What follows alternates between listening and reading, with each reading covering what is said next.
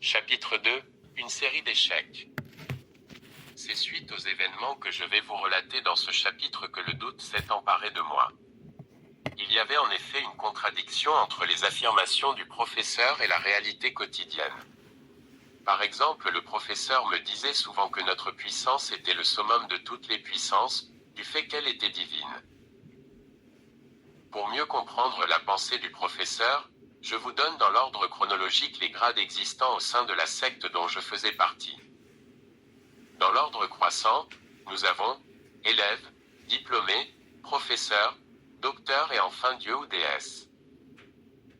À partir du grade de docteur jusqu'à celui de Dieu ou de déesse, la mort physique n'existe pas. Si le sujet veut quitter ce monde pour aller dans d'autres dimensions, on l'endort en utilisant certains onguents magiques. Le cœur et la respiration s'arrêtent. Son corps est vite acheminé au cimetière. Là, il reprend vie et continue d'exister pour secourir les adeptes qui appellent à lui, c'est-à-dire ceux qu'il invoque à travers le monde. Pour passer d'un grade à un autre, il y a des normes à remplir, des tests, des épreuves et parfois du temps à passer. Puisque notre maison traitait avec une déesse, notre puissance était de loin supérieure à celle d'autres maisons. Suite aux échecs que vous aurez donc à lire dans ce chapitre, je me mis à penser sérieusement à ma vie et à mon avenir. Je connus plusieurs échecs dans mes pratiques magiques, causés par la puissance qui réside dans le nom de Jésus, et par la protection dont bénéficient tous ceux qui croient en son nom, Jésus, le roi des rois et le seigneur des seigneurs, mon sauveur personnel. Je ne vais vous relater que 5 de ces échecs. L'argent béni. Il arrivait parfois que je me rende à des réunions de prière. Je m'y rendais non pas pour prier, mais pour me divertir ou pour m'amuser. Souvent, j'y allais pour admirer les belles filles. Aucun doute n'était permis pour moi, Dieu n'existait pas, c'était un fait certain. D'après le professeur, tous ceux qui prient mourront pauvres. Partant de ma propre expérience, je donnais raison au professeur. Je me disais que j'obtenais tout ce dont j'avais besoin, sans pour autant recourir à Dieu ni déployer d'efforts. Or la Bible déclare ceci, c'est à la sueur de ton front que tu gagneras ton pain, Gênes. 3h17, que celui qui ne travaille pas ne mange pas non plus, 1 Thess. 3h10. Mais moi, en ce temps-là, je ne connaissais pas la parole de Dieu, la Sainte Bible. Un dimanche, j'allais assister à un culte protestant, il y avait beaucoup de fidèles et les offrandes avaient beaucoup rapporté. L'idée de voler l'argent de l'offrande germa dans mon esprit. Avant même que l'on ait compté les offrandes, le tube magique m'avait révélé la somme totale, soit 100 000 zaïrs. Je me dis que le coup en valait la peine, et qu'il fallait me procurer cet argent. Je mis l'argent dans le tube magique, pour ne pas le perdre de vue. Un objet mis sous le contrôle du tube magique ne peut jamais être perdu de vue, quels que soient les itinéraires empruntés par la personne qui le possède. Je comptais m'emparer de cet argent à la fin culte. Je sortis de l'église pour mieux me concentrer, et pour déclencher le procédé me permettant d'obtenir l'argent. Après avoir tracé le cercle magique, selon les instructions de mon professeur, je fis les 50 pas réglementaires, et je me mis à réciter certaines incantations magiques appropriées. Après avoir fait tout cela avec la précision et la finesse voulue, je commandai à l'argent de venir dans mon sac. C'est une façon de parler, car, en réalité, c'est plutôt aux esprits servants que j'avais donné l'ordre de m'amener l'argent. Après un bref coup d'œil dans le sac, je m'aperçus que ce dernier ne contenait pas l'argent. Je me dis, l'erreur est humaine. Je m'étais peut-être trompé, ou j'avais oublié de dire certaines phrases importantes. Il fallait recommencer. Je répétai 21 fois la même opération, mais sans succès. Quel fut mon étonnement de constater pareille chose, pour la première fois de ma vie. Une folle angoisse s'empara de moi. En mon fort intérieur, je me dis que peut-être, j'avais fauté quelque part, et que c'était pour cela que les esprits ne m'obéissaient plus. Mes chers frères et sœurs en Christ, mon angoisse était justifiée, car, dans ce genre de choses, l'échec n'est pas tolérable, surtout que notre maison traitait avec une déesse. Pour en avoir le cœur net, Je me dis qu'il était bon d'informer le professeur. Je téléphonai avec précipitation au professeur, et le mis au courant de toute la situation. Alors que je m'attendais à une réprimande de la part du professeur, ce dernier, comme s'il ne voulait pas exprimer son idée à fond, me déconseilla de continuer l'opération, et il insista. En réalité, cette interdiction me plut, mais ne calma pas ma curiosité pour autant. Je voulais savoir pourquoi le professeur m'interdisait de continuer l'opération, alors que je l'avais tenté 21 fois sans succès. Pour toute réponse, le professeur me dit, « Cet argent ne peut venir et ne viendra jamais puisqu'il est béni. L'argent béni ne peut pas venir. » Il continua, « Toutefois, si tu as besoin d'argent, tu peux tenter cette méthode auprès des banques et des magasins, mais pas dans les églises. » Mais bien-aimés dans le Seigneur Jésus, notre Seigneur nous recommande de ne pas nous amasser des trésors sur la terre, où la teigne et la rouille détruisent, et où les voleurs percent et dérobent. Il nous conseille plutôt d'amasser nos trésors dans le ciel, Matthieu 6h19-20. Cette réponse du professeur éveilla en moi une crainte et un grand doute. Je voulus lui poser plusieurs questions, entre autres. Pourquoi l'argent béni ne pouvait pas répondre à notre appel? Pourquoi m'interdire de poursuivre l'opération? Avait-il peur lui aussi de quelqu'un ou de quelque chose? Pour que le professeur ne se rende pas compte de ma peur, je ne lui posai aucune de ces questions. Il n'empêche que cet incident me fit très mal au cœur. Je me sentis frustré qu'il y ait une puissance au-dessus de la nôtre. C'était cette puissance qui avait empêché l'argent d'obéir à mon appel, et 8h10. Je me demandais quelle était donc cette puissance, puisque la nôtre était divine. Secret du nom de Jésus. Après ma deuxième randonnée au pays de la déesse Maharashati, je vous rappelle que mes attributions liées, les talismans. Ce jour-là, les commandes nous étaient parvenues de partout. Il y avait abondance de travail. Je ne pouvais pas tous traiter ces talismans la nuit, vu le peu de temps dont je disposais. J'en liais une partie pendant le jour dans le cimetière situé non loin de la cité. Je me rendais parfois au cimetière pendant le jour, mais après m'être rendu invisible, et chaussé de pantoufles pour ne pas faire de bruit sur mon passage. J'étais accompagné de 2 amis. Pour ne pas attirer l'attention des curieux, nous travaillions en silence. D'habitude, lorsque nous procédions à ce genre d'activité, nous étions illuminés par une lumière. Cette lumière ne provenait d'aucune source lumineuse visible. Or, non loin de là, se trouvait un groupe de jeunes gens qui s'étaient réunis pour la prière. Je n'avais pas soupçonné la présence de groupe, du fait qu'ils se trouvaient un peu à l'écart, dans une maison. À un certain moment de leur prière, un jeune avait haussé la voix et dit, « Je prends autorité sur toute emprise de Satan en ces lieux. Je brise toutes les chaînes du diable, et je proclame la délivrance en ce lieu au nom de Jésus. » Juste après ces paroles, la lumière qui nous éclairait disparut. Je ne fis aucun rapport entre la disparition de notre lumière et la déclaration du jeune garçon.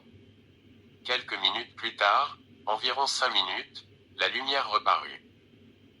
J'oubliai cet incident, et je me replongeai dans ma tâche. Néanmoins, par mesure de prudence, à l'aide du tube magique, j'explorais les environs dans le but de découvrir un imposteur éventuel. Mais cette inspection s'avéra sans résultat, car, à part le groupe d'enfants qui priaient, le tube magique ne décela rien d'autre. Quelques instants après, poussé par je ne savais quelle force, le même jeune garçon éleva la voix pour la seconde fois et dit,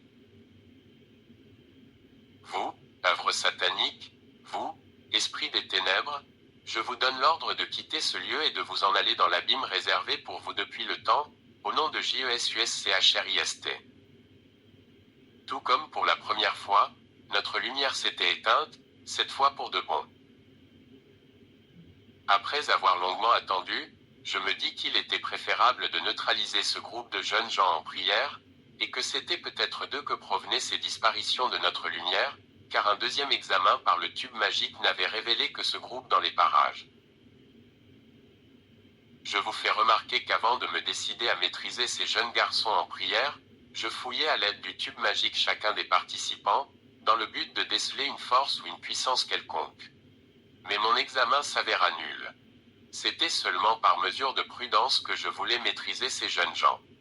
Je voulais seulement les endormir et non leur causer du tort. Après tout, ils n'étaient que des enfants. Muni de mon tube magique, je m'approchai du groupe. Il y avait un banc qui traînait par là. Je m'y assis afin de me concentrer pour entamer la prière de l'hypnose magique. Les amis avec lesquels je travaillais s'étaient aperçus de mon absence prolongée et s'étaient mis à ma recherche. Ils me trouvèrent écroulé sur le banc, les jambes écartées et pendant jusqu'à terre, le tube magique gisant au sol, non loin de ma main droite. Je dormais profondément en ronflant. Mes amis me réveillèrent et m'expliquèrent l'état dans lequel ils m'avaient trouvé. Le récit de mes amis m'incita à une réflexion sérieuse. La question qui me tourmentait le plus était celle de savoir avec quelle puissance ces petits enfants m'avaient endormi. Moi, je ne leur voulais aucun mal, sinon les endormir, le temps de terminer tranquillement mon travail. Comment avaient-ils détecté mes intentions et agi aussi rapidement, sans que je puisse me défendre? Ils devaient donc détenir une puissance plus grande et plus efficace que la nôtre.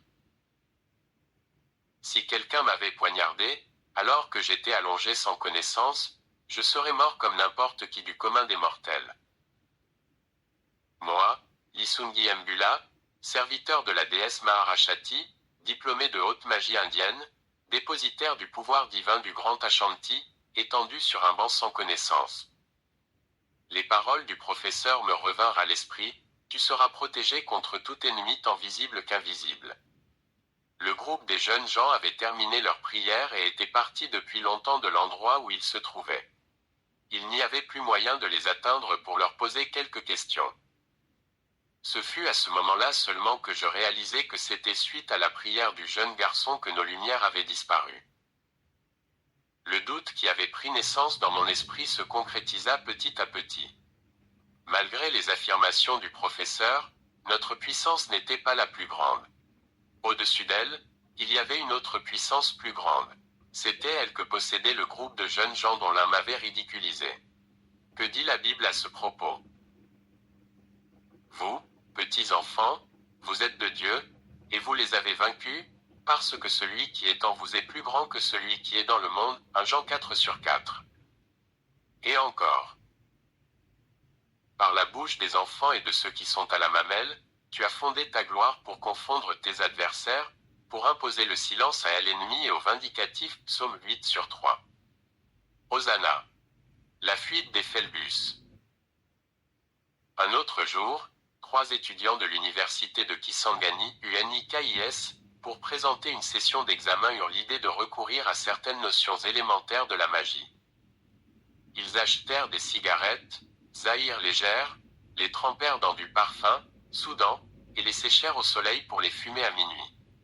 À l'heure dite, ils partirent nus au croisement des chemins pour rencontrer des esprits. Il était minuit passé.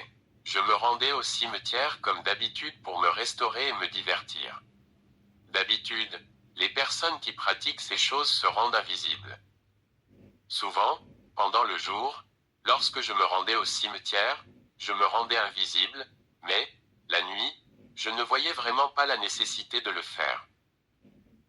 Seulement, s'il y avait des personnes à l'entrée, je disparaissais, ou je patientais jusqu'à leur départ et j'entrais, voire plus loin, le monde du cimetière, Chap. 3.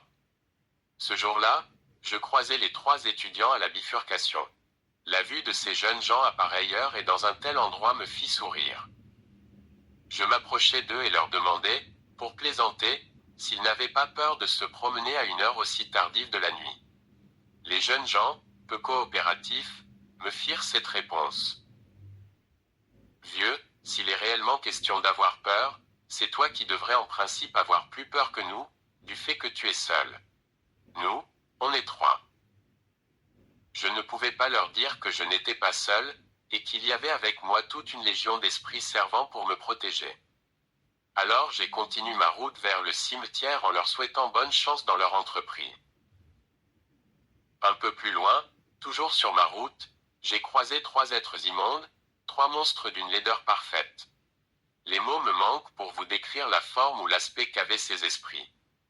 Je ne peux les comparer à aucune créature de notre monde, du fait que les éléments de comparaison me manquent. La vue de ces êtres immondes donne la nausée. À la vue de ces esprits, une peur m'envahit et je voulus fuir.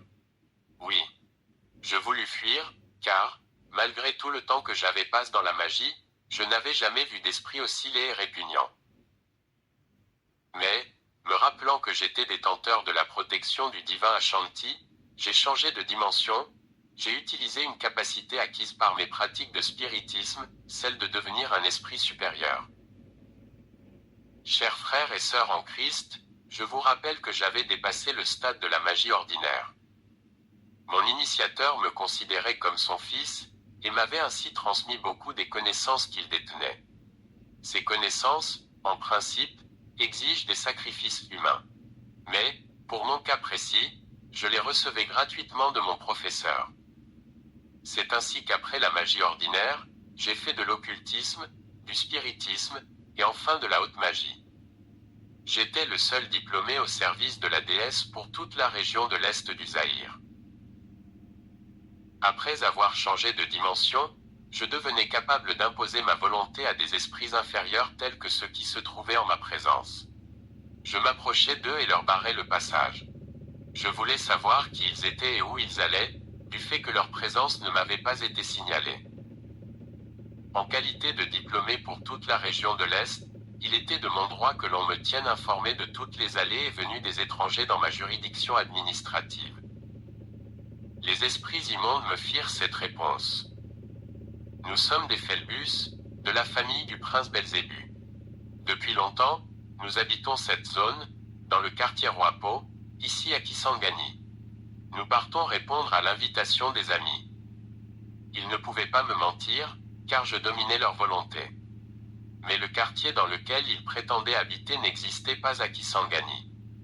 Devant ma perplexité, ils s'impatientèrent et voulurent aussi savoir qui j'étais. Je leur déclinai à mon tour mon identité, mon nom est Lisungi Mbula.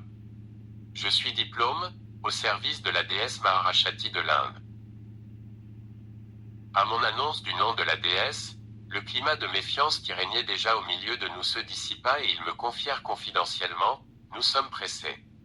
On nous attend, et le temps passe. Nous sommes aussi au service de la déesse. Si tu veux de plus amples informations sur nous, téléphone-nous demain à minuit à ce numéro, 0001 ciao. J'interrompis mon envoûtement. En d'autres termes, je les libérai et ils s'en allèrent. Peu après leur départ, je me souvins des 3 étudiants qui semblaient attendre la visite de quelques esprits. J'établis une relation entre ces 3 étudiants et les esprits immondes. Je décidai de vérifier si mon intuition était juste. D'ailleurs, je n'avais rien à perdre. J'avais vu juste. En effet, les Phélbus se dirigeaient dans la direction où se trouvaient les 3 étudiants. Lorsque ces esprits arrivèrent dans le champ visuel des 3 étudiants, ces derniers n'eurent pas le courage de faire face aux Phélbus et s'enfuirent. Je ne les condamne pas d'avoir fui, en tout cas, car les Phélbus sont ignobles et laids à voir. Personne ne peut supporter de les regarder ou de s'approcher d'eux, sans éprouver un grand effroi. D'ailleurs, c'est comme s'ils répandaient la terreur sur leur passage. La preuve était que moi-même, s'ils n'avaient pas eu mes capacités surnaturelles, j'aurais fait comme eux. L'un des 3 étudiants en fuite trébucha et tomba. Se sachant perdu, il fit cette prière. Seigneur Jésus, je reconnais avoir péché contre toi. Pardonne mon péché, toi le miséricordieux. Sauve-moi, sois ma lumière et ma force. À la suite de cette courte prière, il se produisit quelque chose d'extraordinaire. Les Phélbus, venus d'une seule direction, s'enfuirent chacun pour soi, dans 3 directions différentes. Je ne compris pas pourquoi ces êtres immondes s'enfuyaient ainsi. Je les interpellai pour leur dire de ne pas avoir peur de ces enfants. Je leur criai, ce ne sont que des enfants. Mais aucun d'eux ne m'entendit ou ne voulut m'entendre. Alors je continuai à crier, tout en courant derrière eux, ce ne sont que des enfants. Ils ne sont rien, ils sont inoffensifs. Ils entendaient très bien mes paroles, mais aucun d'eux ne s'arrêta. Leur fuite excita encore davantage ma curiosité. Pour la seconde fois, je changeai de dimension, et parvins à neutraliser l'un des 3 fuyards. Je l'obligeai à m'expliquer la raison de leur conduite subite. Il tenta sans succès de fuir à plusieurs reprises, puis m'expliqua ceci, à contre-cœur. Nous venions répondre à l'invocation de ces 3 étudiants que tu as vus nous attendre. Lorsqu'ils nous ont aperçus, ils ont pris la fuite. Alors nous nous sommes fâchés, parce qu'ils nous avaient dérangés pour rien. Nous nous apprêtions à les punir, quand l'un d'eux, celui qui est tombé, a appelé quelqu'un à son secours. Ce quelqu'un-là n'aime pas que l'on touche à ses protégés. Du fait que l'autre avait fait appel à lui, il devait venir. Et, en venant, il nous aurait attrapés et nous aurait mis dans un gouffre sans fond. Comment y aurions-nous vécu? C'est ça la raison de notre fuite précipitée. D'un côté, c'est de notre faute. Nous aurions dû savoir si ces personnes collaboraient avec l'autre. Mais nous sommes quand même venus, et maintenant voici la conséquence. En tout cas, si nous avions su qu'ils collaboraient, nous ne serions pas venus. Je remarque qu'au moment où le jeune étudiant avait fait sa prière, je ne l'avais pas entendu, du fait que j'étais un peu à l'écart. J'interrogeai le 3e Phélbus pour savoir qui était celui dont le seul nom, prononcé cette nuit-là par un étudiant, avait fait fuir ces Phélbus dont j'avais moi-même eu peur. Quel est le nom de ce quelqu'un? Son nom est le roi de tout esprit. Son nom, Jesus. Le Phélbus paraissait très mal à l'aise et très fatigué en prononçant le nom de Jesus. Il voulait se sauver au plus vite de l'endroit où nous nous trouvions. Je le relâchai et il s'en alla tout malheureux. Aucun doute n'était plus possible pour moi. La puissance de Jesus surpassait toute autre puissance. Sinon, comment expliquer qu'un nom prononcé tard dans la nuit par un profane puisse mettre en fuite des monstres dont la seule vue incite à la réflexion? 2 de ces 3 étudiants devinrent fous, ils ne se présentèrent même pas aux examens. La parole de Dieu dit bien, alors quiconque invoquera le nom du Seigneur sera sauvé, Acte 2h21. La chanson des pigeons sauvages. Si des magiciens lisent mon témoignage, la plupart découvriront des faits qui dépasseront leur entendement. Dieu a permis que ces choses soient connues afin que certains ne disent pas que Dieu ne pardonnera jamais. Non. Dieu est miséricordieux, et il attend que tu suives mon exemple, que tu te repentes, toi, pécheur, que tu te convertisses, et que tu acceptes pour toute ta vie le Seigneur Jésus comme seul sauveur, afin que tu sois sauvé. Dans le cadre de nos travaux de recherche dans l'occultisme, le professeur nous avait commandé d'acheter des chats dont le pelage était soit blanc sans tache, soit noir sans tache aussi. Nous immolions ces chats et nous prélevions certains de leurs membres, qui pouvaient nous servir pour la composition de certaines substances nécessaires au renforcement de nos pouvoirs magiques.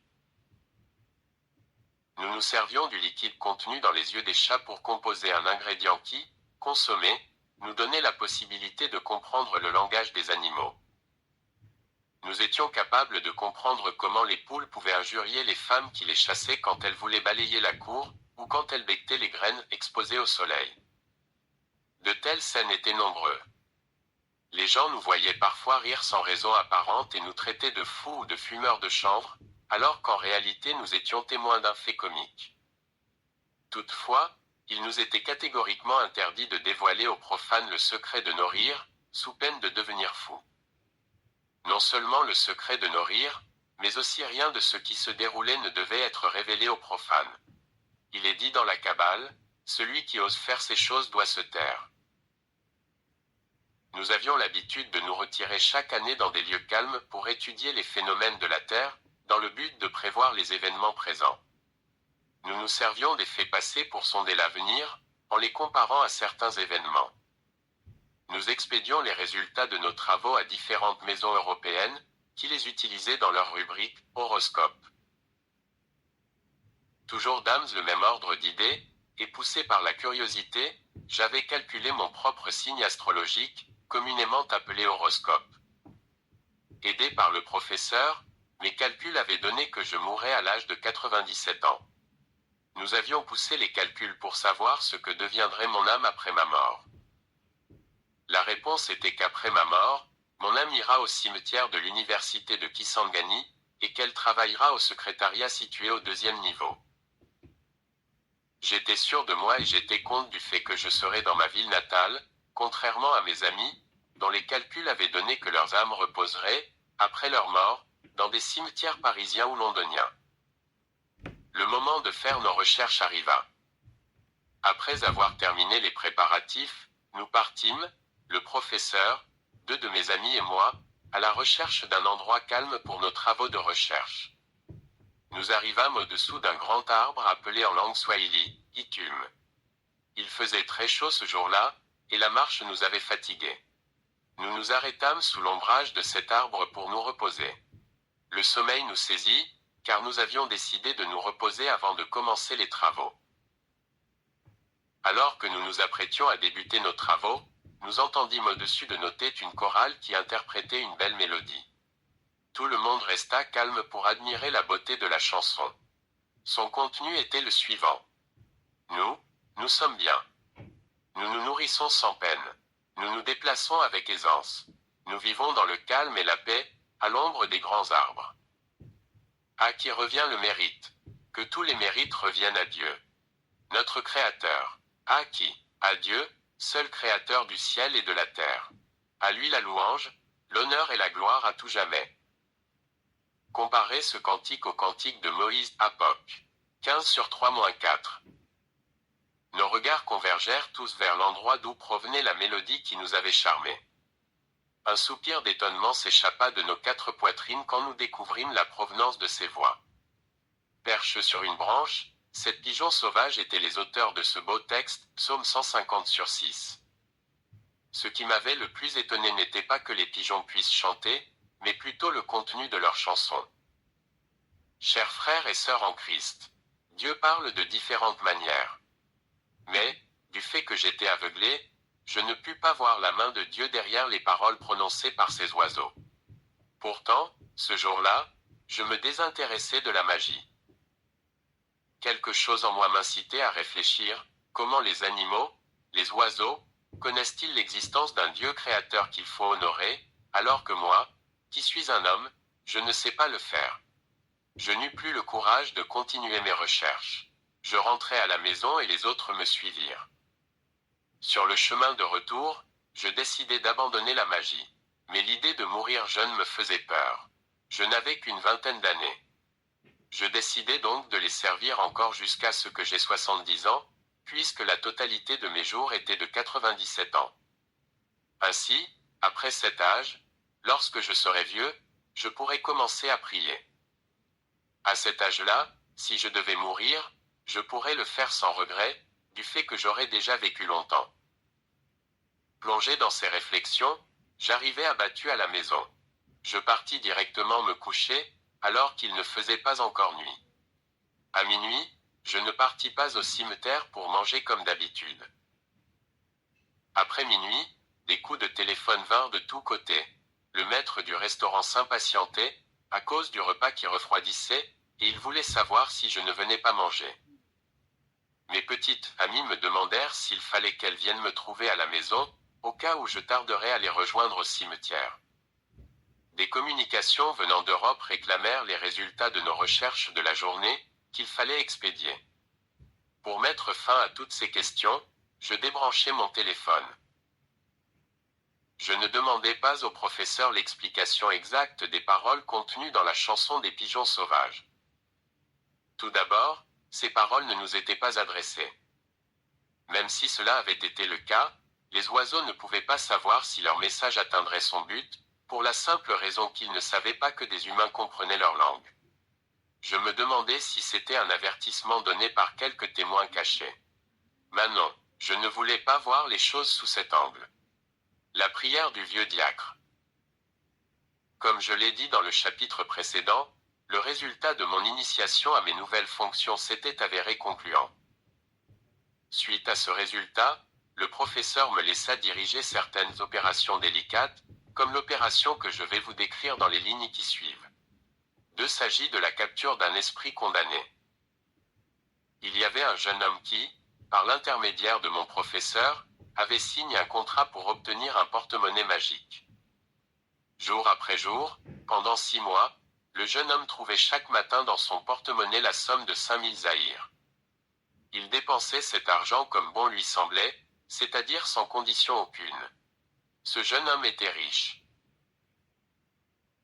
Lorsque les 6 mois furent écoulés, un matin, il trouva dans son porte-monnaie, à la place où d'habitude il trouvait l'argent, une note ainsi écrite: La personne qui recherchait l'argent pour te le rapporter est fatiguée après t'avoir servi pendant 6 mois.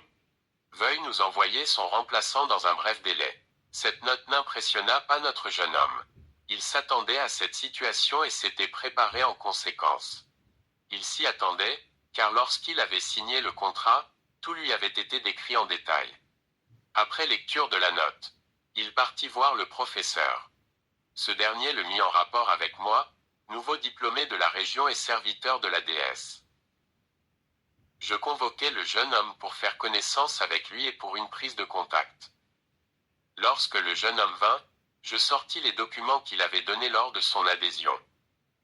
Ces documents comportaient les noms des différents membres de sa famille, en commençant par son père jusqu'au cadet de la famille. La première convocation avait pour but de demander au jeune homme de choisir un nom sur la liste en notre possession, ainsi que la cause de décès qui convenait le mieux pour sa victime, parmi toutes les causes possibles. Voici le dialogue qui s'ensuivit. Sur quel nom ton choix est-il tombé? Sur mon père.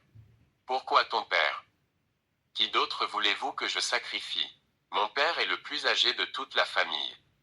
Plutôt que de sacrifier quelqu'un qui n'a pas encore connu la vie, je préfère que ce soit mon père qui meure. J'ai comme principe que les plus âgés cèdent la place aux jeunes. En tout cas, tu te défends bien. Bon. Maintenant, tu vas choisir parmi ces différentes causes de décès que je vais t'énumérer, celle qui convient le mieux dans le cas de ton père. Voici la liste: mort par brûlure, mort par accident, mort par noyade, mort par affaiblissement d'une maladie, mort à la suite d'une bagarre, mort pendant le sommeil. Avant de répondre, le jeune homme réfléchit: si j'opte pour une mort à la suite d'une maladie, peut-être que, lors de sa maladie, certains sorciers de la famille pourront voir que c'est moi qui suis la cause du décès de mon père. Non, cette mort ne convient pas. Si j'opte pour une mort par suite d'un accident, le corps de mon père ne pourra peut-être pas être exposé lors du deuil. Son corps pourrait subir des dégâts, être abîmé ou écrasé, de telle sorte que son exposition ne soit plus possible. Non, pas de mort par accident. S'il mourait à la suite d'une bagarre, cela impliquera des conflits éternels entre ma famille et celle de la personne qui se bagarrera avec lui. Non, en tout cas, pas cette mort. Alors, je veux que mon père meure dans son sommeil. Je pris note des 2 réponses données par le jeune homme, à savoir qu'il sacrifiait son père et qu'il voulait qu'on le trouve un jour mort dans son lit. Pour moi, son raisonnement était correct, il faut que les vieux cèdent la place aux jeunes. Je le congédiai et pris rendez-vous avec lui pour le lendemain à 10 heures, pour la grande opération de capture en question. L'opération consistait à envoyer des esprits servants, et d'autres esprits déterminés chercher et ramener l'esprit de la victime, afin que ce dernier voie celui qui l'a fait convoquer, et accepte devant les témoins de signer un contrat pour servir la personne qui l'a fait convoquer. En d'autres termes, la personne devait venir signer le contrat de sa propre mort. C'était ma première opération de ce genre. Je mis de l'eau dans un bassin, à l'intérieur duquel je déposais un miroir magique. Tout autour du bassin, je disposais des livres de prières magiques. La salle était pleine des esprits errants et servants, qui étaient là pour la circonstance. À 10 heures précises, le jeune homme arriva. Je lui offris une place et il s'assit. J'étais capable de reporter l'opération ou de l'interrompre si je le voulais, car c'était moi qui commandais les opérations.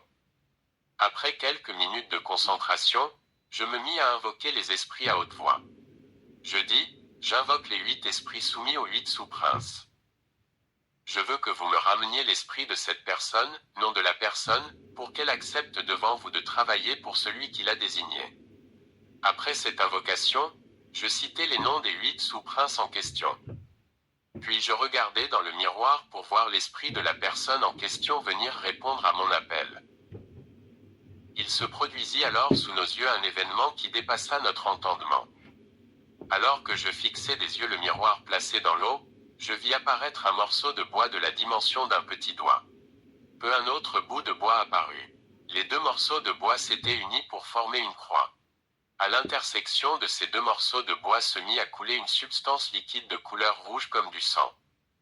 Cette substance, en se diluant dans l'eau, rendit toute exploration du miroir impossible.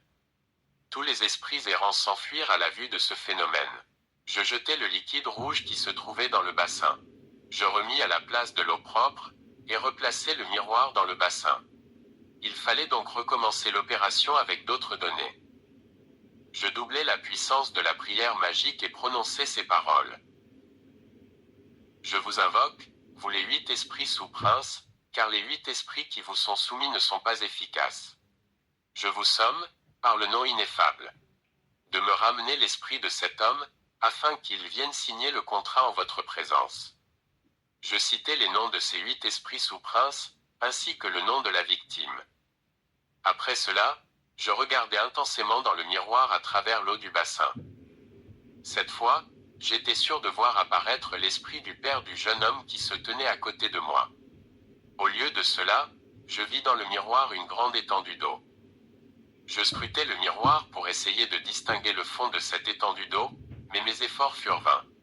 L'étendue d'eau était sans fond. Cette profondeur rendait toute exploration impossible. On aurait dit une mer ou un océan. Je perdis mon calme. J'étais ennuyé à l'idée d'essuyer un échec dès ma première opération de capture de l'esprit condamné. Ce sentiment stimula en moi un certain entêtement. Je ne me décourageai pas pourtant. Pour la seconde fois, je jetai le contenu du bassin, sauf le miroir, bien entendu, et je remis une autre eau plus propre. Je triplai la puissance de la prière magique. Et je comptais passer à l'invocation des 4 esprits supérieurs, ou esprits méchants, lorsque l'idée me vint d'espionner d'abord l'esprit en question. En effet, d'après mon professeur, certains sujets sont sous la protection de certaines maisons. Pour capturer de telles personnes, il fallait les passer à l'examen du tube magique.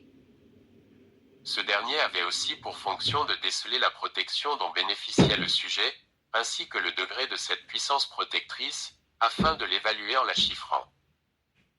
C'est ainsi, par exemple, que si le degré de protection du sujet était de 4, nous lui envoyions la même puissance, mais de valeur opposée, soit -4. 4 moins 4 égale 0. L'individu se trouvait alors sans protection, et il était donc à notre merci. Nous pouvions faire de lui tout ce que nous voulions. Satan est comme cela. Avec lui, c'est la loi du plus fort.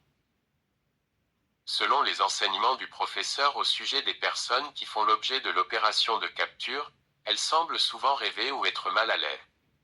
Mais le cas du père de notre jeune homme me laissa perplexe. L'examen du tube magique me donna l'image d'un vieux papa en train de danser au milieu d'un groupe de personnes.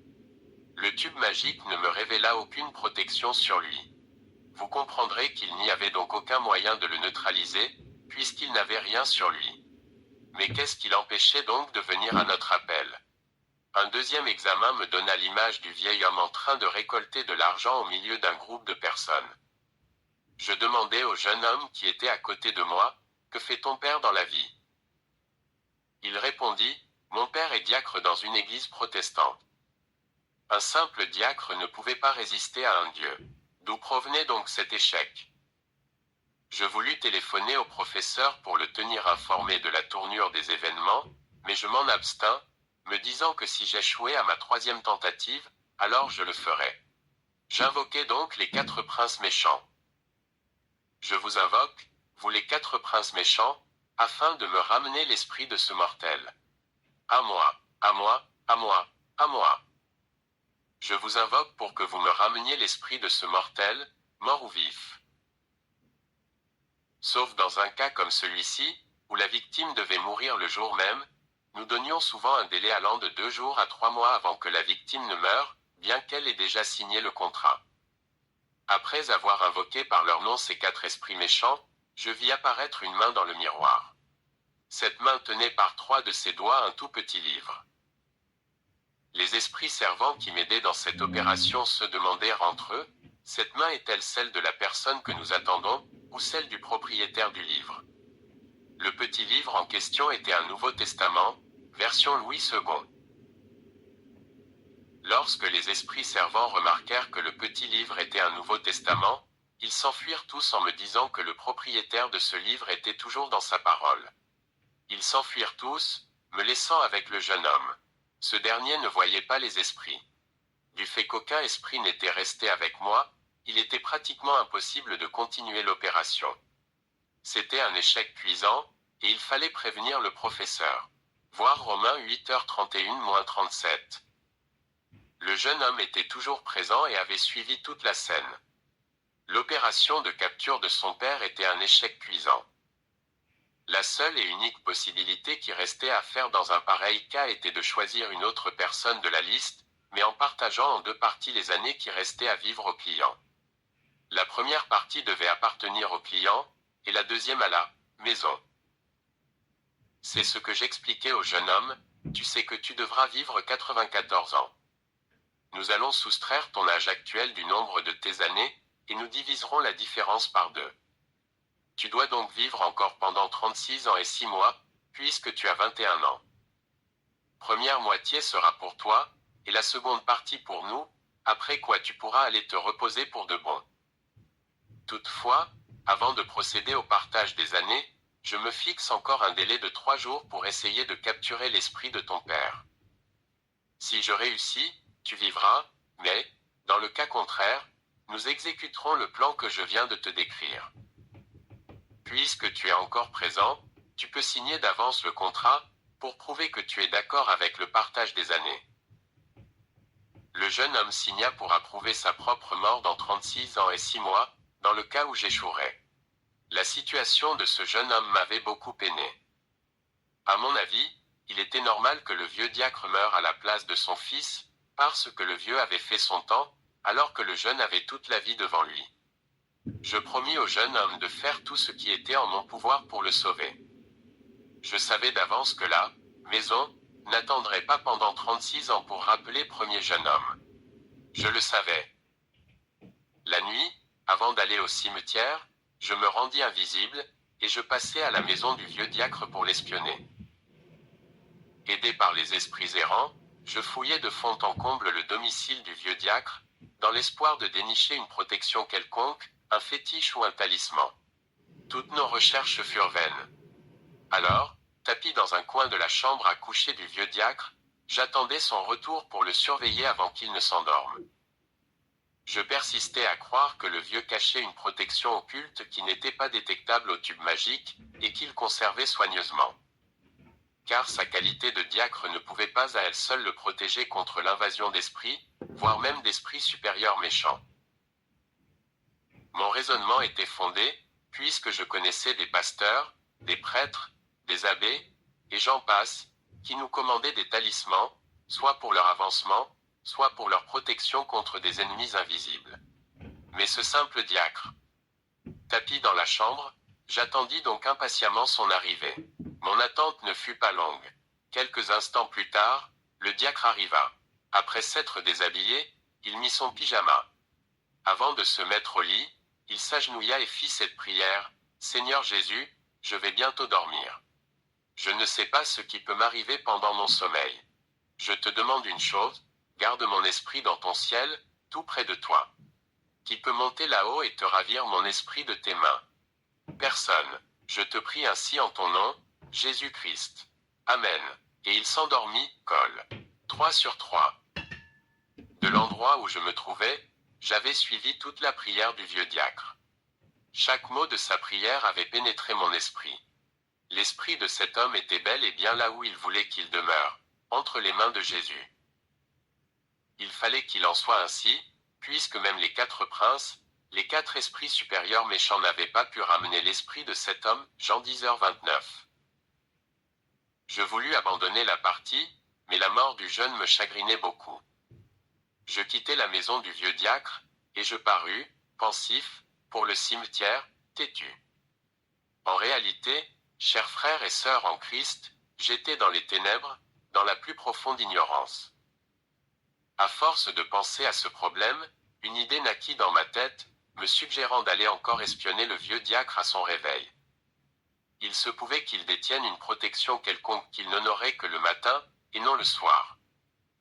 Pour bien la dissimuler, il faisait semblant de prier le soir et, le matin, il vénérait sa puissance.